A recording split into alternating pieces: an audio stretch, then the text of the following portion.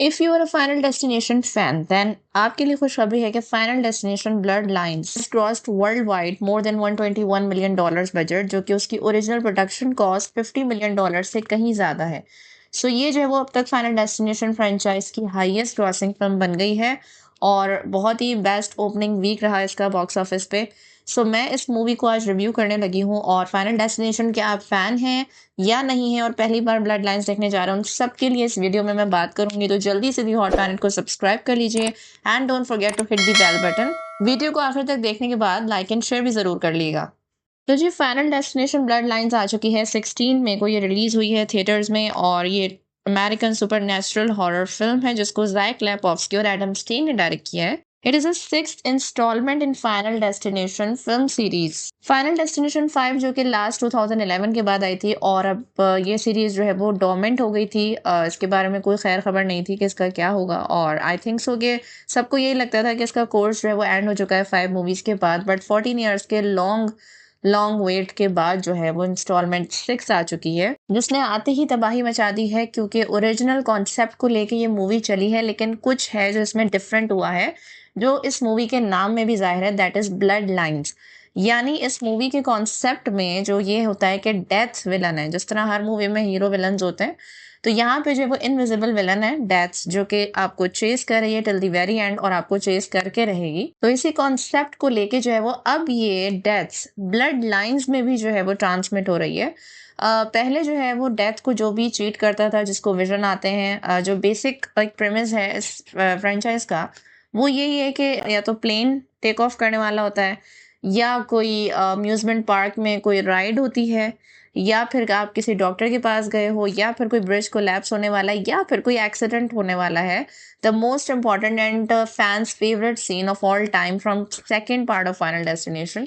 तो हर सीन में जो है वो मकसद ये होता है कि किसी ना किसी को विजन आता है कि जो डिजास्टर आगे होने वाला है, और इवन मूवी देखते हुए आपको भी यही लगता है कि डिजास्टर जो है वो हो चुका है, लेकिन वो हुआ नहीं होता, वो किसी ना किसी का विजन होता है, वो उसको पहले से देख लेता है और फिर वो लोगों को खबरदार करने की कोशिश करता है। सम लिसन सम इग्नोर, लेकिन जब वो कामयाब हो जाता है खुद उस चीज़ को इग्नोर करके डेथ से बचने में, तो जितने भी सर्वाइवर्स होते हैं उनको सबको यही लगता है कि वो बच गए हैं, लेकिन ऐसा नहीं होता क्योंकि डेथ को चीट नहीं किया जा सकता। एक एक करके जो है वो उन सब ने अपनी फाइनल डेस्टिनेशन पहुंचना ही होता है। डेथ उनको चेस करती रहेगी टिल द वेरी एंड।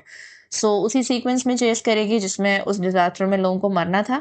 अब यहाँ 6 पार्ट में ये हुआ है कि डिजास्टर जो है वो उसको बचा तो लिया गया, लेकिन डेथ को इतने अरसे तक चीट किया गया कि उनके बच्चों के बच्चे भी हो गए। तो अब ये डेथ जो है वो ना सिर्फ उन सर्वाइवर्स को खत्म करेगी बल्कि उनकी ब्लड लाइंस तक भी पास होगी, जिनको पैदा ही नहीं होना चाहिए था एट द फर्स्ट प्लेस। अब ये डेथ उनका भी पीछा करेगी, उनके ऑफिस स्प्रिंग का। So this is all about final Destination blood lines. Main star इसकी कैटलिन सेंटा जोआना है, जिन्होंने अपनी ग्रैंड मदर आयरस का प्रीमोनिशन देखती हैं। वो एक कॉलेज स्टूडेंट है and she is on scholarship, but she might lose her scholarship because of these disturbing dreams जो उनकी एकेडमिक लाइफ को बहुत ज़्यादा डिस्टर्ब कर रहे हैं और अफेक्ट कर रहे हैं। सो उसको जो है वो ये विजन आता है, that is the most powerful and opening scene of Final Destination, जो कि आपको हिला के रख देगा।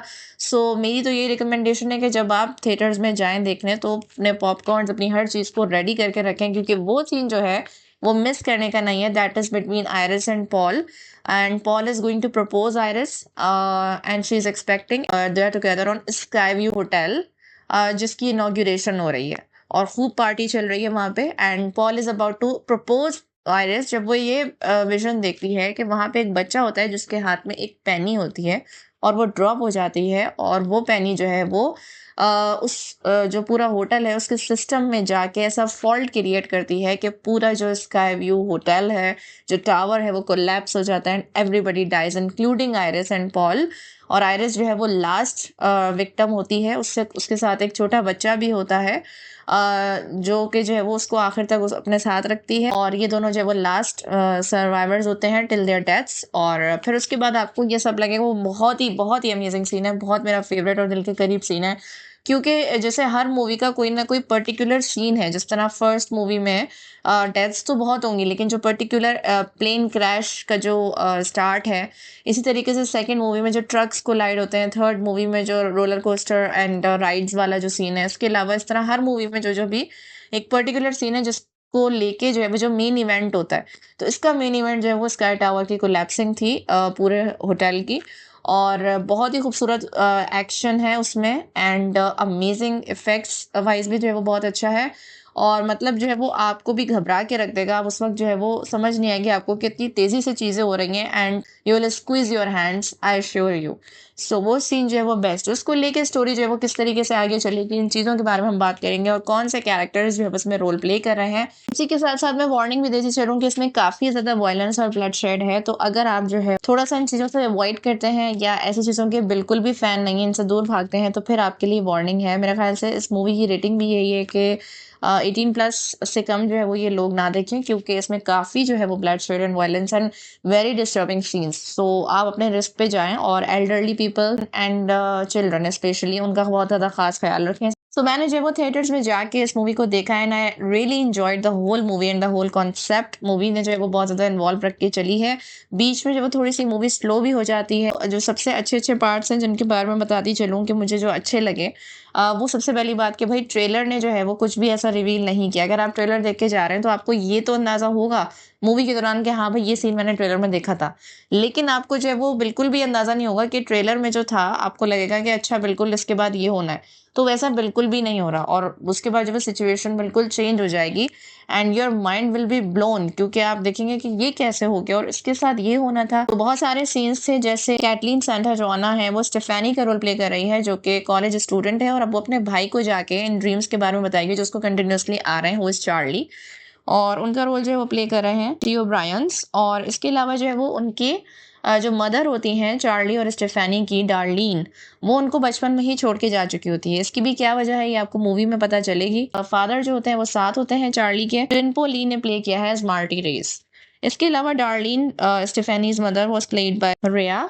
और वो डार्लीन का भी जो वो एक भाई होता है जो कि अंकल हैं स्टेफेनी और चार्ल्स के। That was so sweet character. Alex Zahara played this character as Howard Campbell. और डार्लीन और हॉवर्ड कैम्बेल दोनों जो है वो आयरिस की ऑफस्प्रिंग हैं। आयरिस जो उनकी मदर हैं और उनके बच्चे हैं डार्लीन एंड हॉवर्ड। और डार्लीन के जो बच्चे हैं वो हैं स्टेफेनी और चार्ल्स। एंड देन हॉवर्ड जो कि उसका भाई है, यानी आयरिस के 2 बच्चे हैं, तो हॉवर्ड के बच्चों में जो है वो शामिल हैं। सबसे पहले बात करूंगी एरिक कैम्बेल, जिनका रोल प्ले किया है Richard Harmon, and an amazing character played by him. क्योंकि उसके कैरेक्टर में जो है वो he doesn't give a shit type of attitude है उसका, but inside he cares deeply a lot for the people that surround him. भाई है बॉबी कैम्बेल, जिसका रोल ओवेन पैट्रिक जॉयनर ने प्ले किया है, and he is a good boy who lessons, जो कि केयर भी करता है, अपने बारे में भी सोचता है, दूसरों के बारे में भी सोचता है, और जो जैसा अंदर से है वो वैसे ही बाहर से है। इसके अलावा जो है वो एक एटीट्यूड गर्ल है उनकी सिस्टर, जो कि एना लोर ने प्ले किया है, Julia Campbell, and her role is also very significant and they all cousins performed really well. अच्छा, स्टेफेनी जो होती है she is very caring and very concerning towards her relatives. उसका जो ब्रदर है चार्ली, वो भी आपको शुरू में एक ऐसा टाइप का किड लगेगा जो कि नॉन सीरियस टाइप है, इमेच्योर है, लेकिन वो he turned out to be really good brother. वो अपनी बहन का काफ़ी साथ देगा, उसका यकीन भी करेगा, और although his heart doesn't want to believe, मगर वो अपनी बहन की खातिर जो है वो बिलीव भी करेगा चीज़ों पे, उसकी बातों पे, और उसका काफ़ी साथ देगा टिल द वेरी एंड। इसके दोनों जो बहन भाई हैं इनकी किस्मत साथ साथ चलेगी। ब्रेंडा कैम्बेल हॉवर्ड कैम्बेल की वाइफ है, जिनका रोल अप्रैल टेलिक ने प्ले किया। Iris Campbell played by Gabrielle Rose, जिन्होंने ग्रैंड मदर का रोल प्ले किया है, और ब्रैग बेसेंजर ने यंग आयरिस का रोल प्ले किया है। That was definitely a really sweet girl. बहुत ही अच्छा उन्होंने अपना रोल प्ले किया, क्योंकि स्टार्टिंग सीन उन्हीं से बिलोंग करता है, जो कि बहुत ही इंटेंस और थ्रिलिंग है। सो उनकी जो है वो काफ़ी बहुत ही इनोसेंट लुक्स हैं और बहुत ही इनोसेंट सा उनका कैरेक्टर है, and she tried really hard to save her family, मगर चूंकि ये फाइनल डेस्टिनेशन है तो आपको देखना है कि इसमें क्या होगा। And the most important character जो कि कैमियो है और अपेयर हुआ है और अपेयर होता आया है फाइनल डेस्टिनेशन मूवीज में, विलियम ब्लडवर्थ। तो जॉन विलियम ब्लडवर्थ का character played by Tony Todd as usual as always, and he is no more, rest in peace. इस मूवी की रिलीज से 6 मंथ्स पहले ही डाइड ऑलरेडी।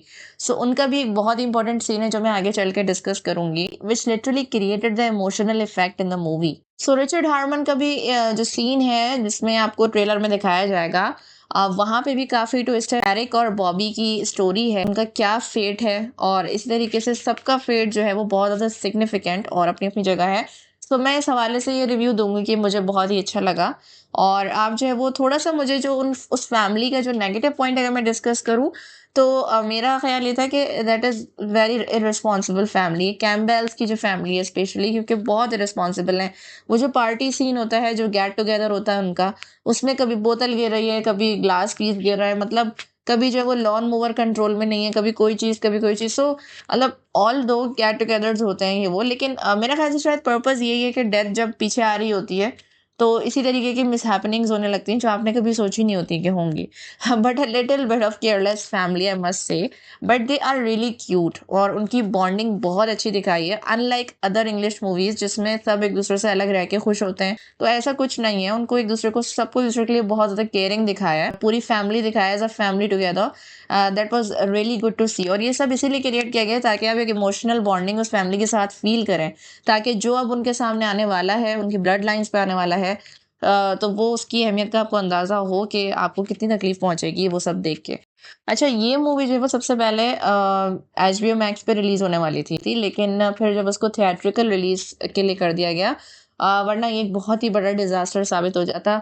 बहुत ही highest grossing film रही है, बहुत इसने बिजनेस किया है, खूब जो है वो रिकॉर्ड्स तोड़े हैं, अपनी ही फ्रेंचाइज का रिकॉर्ड तोड़ दिया है। सो ये जो है वो बड़ा ही एक अच्छा फैसला हुआ थिएट्रिकल रिलीज का, और हम सबको भी एक सिनेमैटिक व्यू देखने को मिला। फाइनल डेस्टिनेशन इस जो जेंजी और मिलेनियल्स की कैटेगरी है, हम सबकी ही चाइल्डहुड मूवीज हैं फाइनल डेस्टिनेशन मूवीज, और हम सब ये देख के बड़े हुए हैं। सो इसकी 6th इंस्टॉलमेंट आना एक सबके लिए ही एक बहुत ही बड़ा सरप्राइज और एक्साइटमेंट क्रिएट कर रहा था। कॉइन जो इस मूवी में दिखाया है भाई, उसकी बड़ी सिग्निफिकेंस है। तो जब भी आप मूवी में कॉइन या पेनी को देखेंगे तो वो डिजास्टर क्रिएट करेगा। अब ये मैं आपको स्पॉइलर नहीं दे रही हूँ, ये मैं आपको इसलिए बता रही हूँ ताकि आपकी जो एक्साइटमेंट है ना वो हाइटेंड हो जब जब भी आप कॉइन को देखें मूवी में। सॉर्ट ऑफ स्पॉइलर रिव्यू, क्योंकि मैं एक एक सीन को डिस्क्लोज नहीं कर रही हूँ, लेकिन मुझे कुछ चीजें हैं जो इस रिव्यू में डिस्कस करनी है ताकि आप भी उन पर सोचें और हमें भी बताएं कि आपको वो देख के जब वो सीन क्या फील हुआ और आपके उसके बारे में क्या थॉट्स हैं। Just like scariest death of the whole movie was Eric and Bobby's, specially Eric, क्योंकि जब ये रिवील हो गया था मूवी में कि एरिक उनकी ब्लड लाइन में है ही नहीं, he was not the son of Howard Campbell, तो उस वक्त जो है वो सबको लग रहा था कि death will eventually spare him और अब वो बॉबी पे शिफ्ट हो जाएगी। लेकिन जो वो सरप्राइज दिया ना उन्होंने कि डेथ जो है वो एरिक के ही पीछे आ गई, बिकॉज जो विलियम ब्लडवर्थ ने जो कहा था कि that if you mess with death things can get real scary.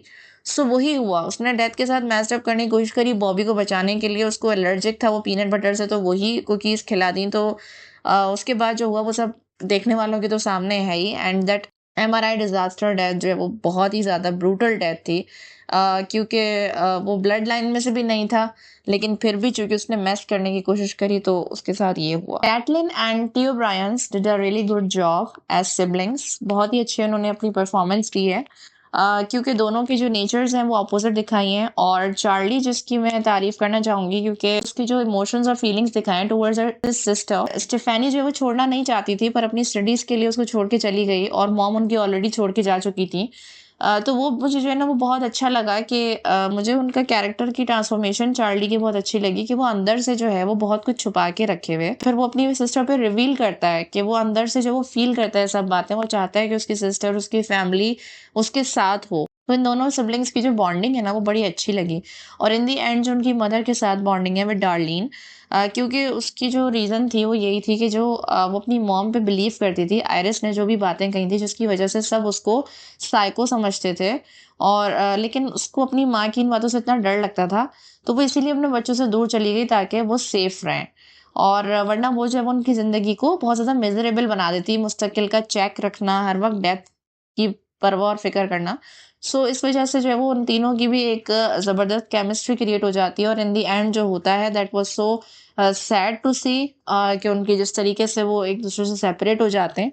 Eric and Bobby together were so good. Richard obviously Richard Harmon ने बहुत अच्छा जो है वो रोल प्ले किया, क्योंकि उन्होंने जो एक डजंट केयर वाला एटीट्यूड होता है, फिर उसके बाद आता है एक वो रूप के वो ब्रोमांस वाला भी जो है कि उसको अपने भाई की फिक्र है कि वो चाह रहा है उसको बचाना and he is trying to be smart, मगर उसकी स्मार्टनेस उसको बहुत ज़्यादा कॉस्ट करेगी। But Bobby and Eric together were too good. वो कुछ सीन्स थे मूवी के थोड़ी देर के कि जो हमें लाइट लगे, हम उसमें हंसे, because Eric inside has a subtle sense of humour कि वो किसी भी टफ सिचुएशन में जो है वो जोक क्रैक कर सकता है एंड एवरीबडी लाव्स। तो इस तरह जो है वो उसका कैरेक्टर बड़ा कोई इंटरेस्टिंग है। हॉस्पिटल सीन थोड़ा सा लॉजिकल था क्योंकि एरिक जिस तरीके से चीज़ों को आउटस्मार्ट करने की कोशिश कर रहा था हर एक को, that was not really logical and up to the mark. वो जो एमआरआई मशीन का डिजास्टर हुआ है उस तक बात आती ही नहीं, क्योंकि आप जो है वो पहले वहाँ पे ना कोई ऐसा कोई सिस्टम है कि कोई कार्ड एक्सेस हो जब ही जो है वो एंट्री मिले, और ना कोई इस तरह की चीज़ है कि कोई मतलब मॉनिटर कर ले। कोई कैमरास होते हैं जिसको हर वक्त मॉनिटर कर रहे होती है सिक्योरिटी के, कोई जो है वो गलत तरीके से अंदर एंटर तो नहीं हो गया।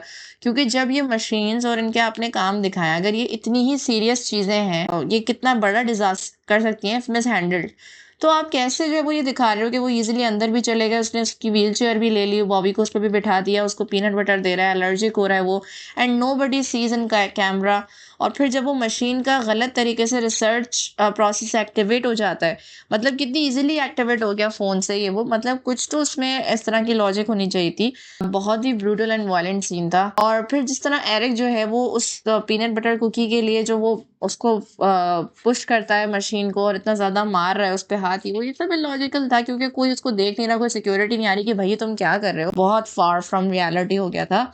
तो लेकिन चलें, इस तरह की मूवीज में इस तरह की बातों को एक्सेप्ट करना पड़ता है ताकि आप हजम कर सकें आगे आने वाली चीज़ों को। Now come to the character of Tony Todd. Absolutely amazing and heart warming. Tony Todd जो है वो एक जब उनके पास ये लोग सब आते हैं, क्योंकि आयरिस ने जब अपने जर्नल्स में उनका जिक्र किया होता है, जिसको जॉन विलियम ब्लडबर्ड, जिसको जेबी कहा जाता है, वो एक डॉक्टर है, उसी वजह से वो हॉस्पिटल आए होते हैं।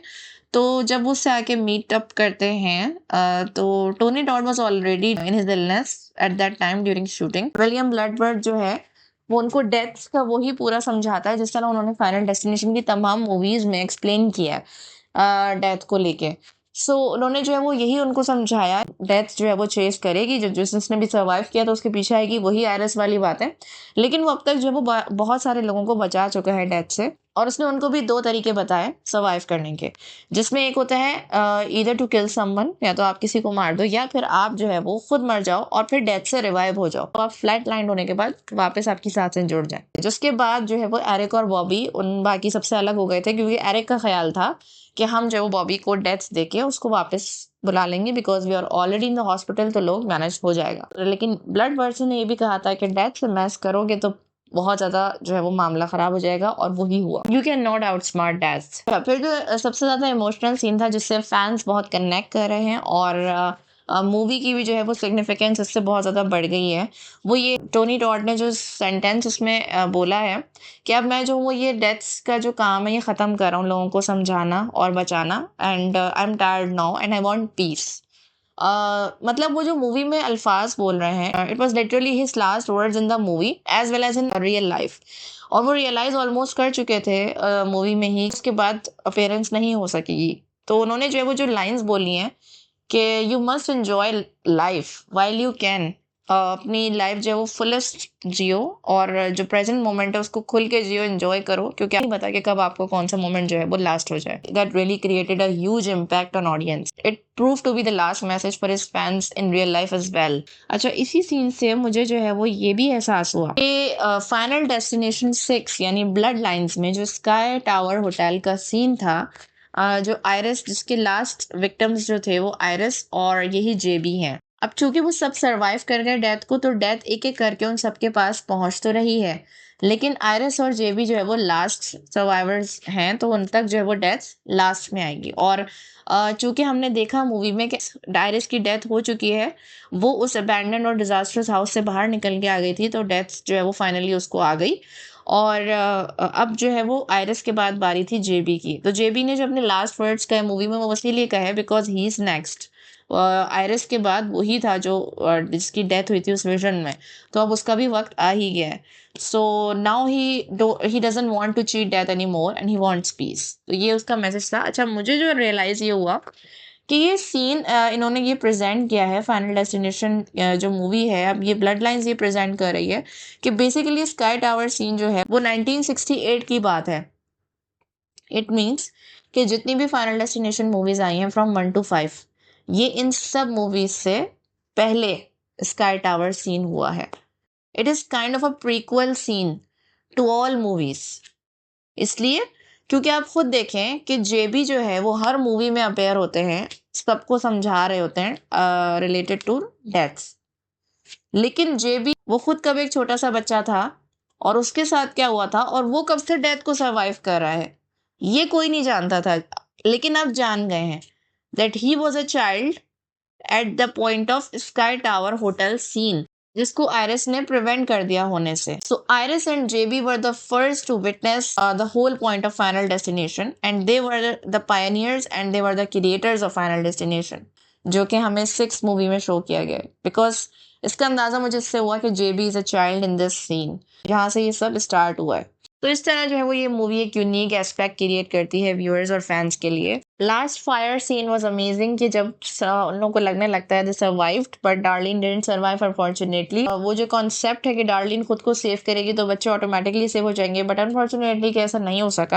एंड का जो ट्विस्ट है वो बहुत ही अमेजिंग था, क्योंकि एंड पे लिटरली आपको ऐसा लगेगा कि okay now movie is over and you will start pack your things. But अचानक से क्या होगा कि जो जो हुआ, जो स्टेफेनी और चार्ली के साथ हुआ था, it was so ridiculous and scary at the same time, क्योंकि वो जो ट्रेन वाला सीन था, अच्छा उसको भी मैं ये ट्विस्ट को डिस्कस करना चाहूंगी। If anybody of you noticed, Charlie की प्रॉम के लिए रेडी हो रहे होते हैं और उस बिल्डिंग के बाहर खड़े होके Stephanie just pinched her finger and blood pools out of her finger. यही सेम सीन हमने स्टार्टिंग में देखा विद आयरिस कि उसको भी विजन से पहले जो है यही पिंचिंग हुई थी and the blood came out from her finger. तो उसके बाद उसको विजन आया, जो कि हमें लगा कि आयरिस इज डेड नाउ और आयरिस खत्म हो गई है, स्काई व्यू टावर के सब लोग खत्म हो गए, मगर पता चलता है कि वो तो विजन था and they actually survive because of iris. Iris saved them all. तो इसी तरीके से जो लास्ट सीन में ये ट्विस्ट दिया है कि भाई Stephanie and Charlie both are dead due to the accident, तो मुझे ये लग रहा है कि दे आर नॉट डेड। और ये जस्ट जो है वो स्टेफेनी को विजन आया है ये दिखाने के लिए कि death is not over yet. और जो उसका कॉन्सेप्ट दिया आखिर में, जो चार्ली और उसको बता रहा होता है जो इंसान के स्टेफेनी तो मरी ही नहीं थी अकॉर्डिंग टू ब्लड वर्ड के, कोई मरे और उसको डेथ से रिवाइव किया जाए, तो स्टेफेनी तो उसकी तो डेथ ही नहीं हुई और उसके भाई ने उसको जस्ट अनकॉन्शियस से कॉन्शियस कर दिया, डेथ से रिवाइव नहीं किया। So the death is not over yet. मुझे लगता है कि स्टेफेनी का ये विजन था कि ट्रेन आएगी, एक्सीडेंट होने वाला है, अभी हुआ नहीं है and it is about to happen and the movie ends. तो वो ये देख लेती है कि उन दोनों की डेथ हो गई है और इस तरीके से होने वाली है, यानी उसने जो वो फाइनली अपने डेथ को विजुअलाइज कर लिया। अभी तक वो आयरिस की विजन को विजुअलाइज कर रही थी, अब जो है वो उसने अपने ही विजन देख लिया अपनी डेथ और अपने भाई की डेथ का, because they are the last in the bloodline. अब उसके बाद क्या होगा कि नेक्स्ट मूवी आएगी, इसको स्टेफेनी और चार्ली की स्टोरी को लेके आगे बढ़ेगी, या फिर ये हमारे लिए एक ओपन एंडिंग है, हम जो चाहे सोचें। या तो हम ये डिसाइड कर लेंगे वो दोनों मर गए, या हम ये सोच लें कि ये जस्ट स्टेफेनी का विजन था कि वो मरने वाले हैं and eventually they will die, क्योंकि वो कॉइन की जो स्टोरी है वो अभी तक चल रही है। कॉइन जो भी एक इविल पर्पस सर्व कर रहा है इस मूवी में, तो वो जब तक डिजास्टर क्रिएट करता रहेगा, डेथ उस चीज को यूज कर रही है, उसके जरिए जब वो सबके पीछे आ रही है और इवेंचुअली सबके पीछे ही आके रहेगी। तो या तो मूवी नेक्स्ट ये रिवील करेंगे कि वो दोनों जो है वो इस विजन को सरवाइव कर लें और आगे बढ़ें, या फिर देखते हैं कि नेक्स्ट मूवी अगर बनी, क्योंकि मोस्ट प्रोबेबली जो वो नेक्स्ट मूवी फाइनल डेस्टिनेशन आएगी ज़रूर, तो फिर जो है वो किस कॉन्सेप्ट को लेके अपेयर होती है। अब बात कर लेते हैं तमाम फाइनल डेस्टिनेशन मूवीज में, डज एनीवन सर्वाइव, क्या किसी ने सर्वाइव किया आज तक, या जो है वो सबकी ही डेथ हुई है। So yes, the only one character that survived throughout the whole franchise was Kimberly from Final Destination 2। जो आप सबका फेवरेट सीन है, जो ट्रक एक्सीडेंट होता है, तो किम्बरली जो होती है वो विजुअलाइज करती है वो सब, and then she was saved by that person. वो जो है वो एक्चुअली ब्लड वर्थ की अकॉर्डिंग वो चीज पूरी हुई थी। हुआ क्या था, she was flatline dead in the hospital, उसको रिवाइव किया गया था, उसको जो वो रिससिटेट किया गया, रिवाइव किया गया, she came back to life, that's why she survived. यही ब्लड वर्थ ने जो है वो फाइनल डेस्टिनेशन 6 में ये बात सबको बताई। सो मैं तो आप सबको ये रिकमेंड करूँगी, अगर आप हॉरर थ्रिलर जॉनरा के फ़ैन हैं और आपने फाइनल डेस्टिनेशन मूवीज़ नहीं देखी तो आप ज़रूर देखें, आप एन्जॉय करेंगे। Although a bit of extra violence and bloodshed, मगर थ्रिल बहुत है, कॉन्सेप्ट बहुत मज़े का है। इस तरह की मूवीज़ जो है वो, लेकिन आप साइको ना हो जाइएगा, क्योंकि ये साइको भी कर देती हैं इस तरह की मूवीज़ इंसान को, क्योंकि वो बिल्कुल जो उन्हें डेली लाइफ से, यानी प्लेन में सफ़र करना और ब्रिजेस पे चलना, हॉस्पिटल्स जाके डॉक्टर्स को चेकअप कराना, ये सारी चीज़ें तो डेली लाइफ में हमारी शामिल हैं। तो ये मूवी जो है वो आपको थोड़ा-सा साइकोटिक कर देगी, आप हर चीज़ के बारे में सोचोगे, what if it collapse, what if it happens to us. Funny thing जो मेरा एक अपना पॉइंट ऑफ व्यू है and it is really hilarious, जो मैं आपसे डिस्कस करना चाहूँगी। फाइनल डेस्टिनेशन 6 की बात कर रही हूँ कि भाई अगर इस मूवी में Stephanie at the first place Iris से मिलने ही नहीं चाहती, तो मेरा ख़्याल से आयरिस जो 50 साल से कामयाब हो गई है, अपनी पूरी ब्लड लाइन को बचा रही है उस अबैंडन्ड हाउस में रहते हुए, वो सिर्फ़ स्टेफेनी की वजह से बाहर आई, और उसके बाहर आने की वजह से डेथ उसको आई, और अब वो पूरी ब्लड लाइन को आएगी और आई। तो मेरे ख्याल से अगर स्टेफेनी जाती ही नहीं, क्योंकि स्टेफेनी का पर्पस क्या था, अपनी फैमिली को बचाना, जस्ट लाइक आयरिस। तो अपनी फैमिली को बचाने का एक ही तरीका था कि वो जाती ही नहीं, क्योंकि जितनी भी ज़िंदगी लिखी थी आयरिस की, उसने मूवी में दिखाया ऑल्सो शी गॉट कैंसर, तो इवेंचुअली वो मरने तो वाली थी लेकिन इतनी जल्दी जो सब कुछ हो गया, शायद वो थोड़ा-सा और डिले हो सकता था, क्योंकि स्टेफेनी ने जो भी किया उसका जर्नल लेके और डेथ को सर्वाइव करने के लिए, हुआ तो कुछ भी नहीं। Iris survived that long. तो ये भी मूवी शो करती है कि आयरिस जो है वो फाइनल डेस्टिनेशन 1 के जो लोग हैं उनसे भी पहले की कैरेक्टर है, और कोई भी इतना लंबा सर्वाइव नहीं कर सका डेथ को जितना लंबा आयरिस ने सर्वाइव किया। इसी वजह से ऑफस्प्रिंग बढ़ते चले गए और अब वो ब्लड लाइन्स तक भी बात आ गई। अच्छा, ये भी थोड़ा-सा अनएक्सप्लेनेबल है कि व्हाई स्टेफेनी, किसी और को जो वो फैमिली में ये विजन्स ग्रैंडमदर के क्यों नहीं आए, सिर्फ़ स्टेफेनी को ही क्यों आए? तो ये भी ना समझ में आने वाली बात है। लेकिन चूँकि यही होता है हर मूवी में कि किसी एक को ही ये मसला होता है, मतलब मसला ही कहूँगी उसके साथ, क्योंकि उसके बाद जो वो उसकी पूरी ज़िंदगी एक पागलपन में गुज़रती है डेथ से बचते-बचते। सो मेरा एक फ़नी थॉट थी ये, just to ease the tension built up by Final Destination. So are you looking forward for the next Final Destination movie after this, या फिर आपकी बस हो चुकी है? तो मुझे भी कमेंट्स में अपने रिव्यूज़ एंड थॉट्स शेयर करें if you watched the movie, and stay tuned with the Hot Planet.